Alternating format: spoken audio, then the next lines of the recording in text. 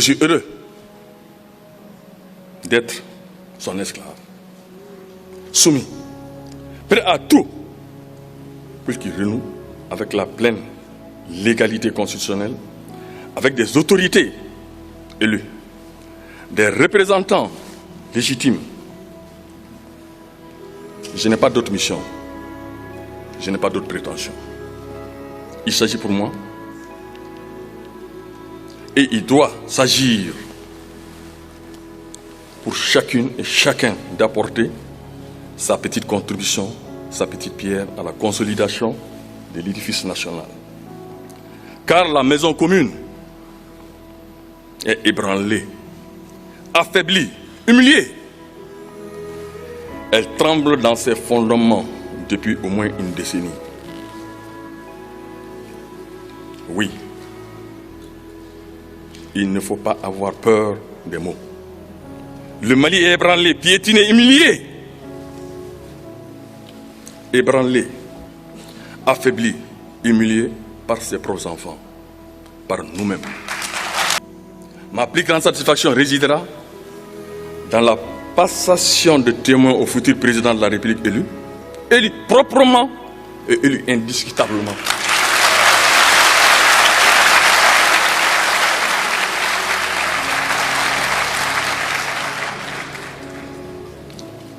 Pour cela, il nous faudra sans délai mener une réflexion profonde sur l'état de nos processus électoraux.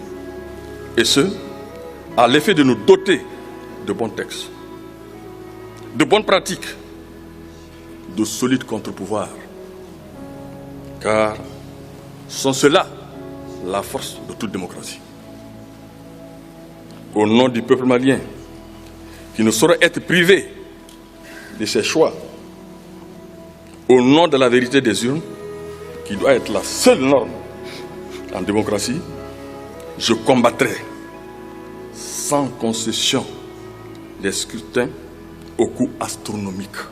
La fraude électorale, l'achat de voix, l'incursion de l'administration dans le processus électoral, la perversion des résultats pour les cours d'arbitrage.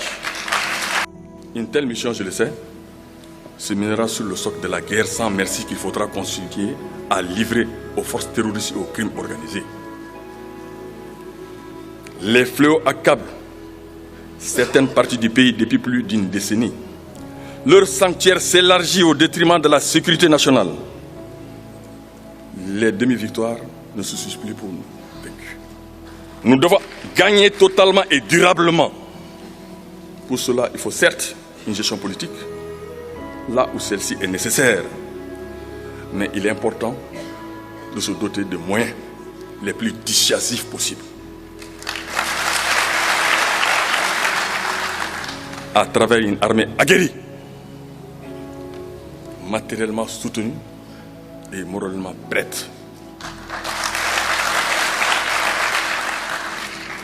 L'armée, il est vrai, ne devra combattre que l'ennemi. Elle ne saurait être coupable d'exactions contre les populations civiles. Cela ne peut pas être accepté et ne sera pas accepté. Cependant, les moyens de l'armée iront désormais totalement à l'armée et seulement à l'armée. Chaque centime investi pour la défense et la sécurité de ce pays, surveillé, évalué, tant que je présiderai aux destinées de la transition.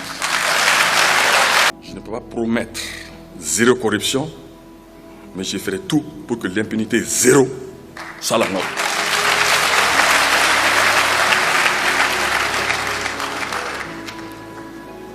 L'argent public est sacré. Et je ferai en sorte qu'il soit dépensé de manière traçable et raisonnable. Avec tous les sacrifices que cela comporte. En termes de mesures systémiques et de répression des crimes et délits économiques. Tous les dossiers d'enquête réalisés par nos structures de vérification seront transférés aux juges au besoin.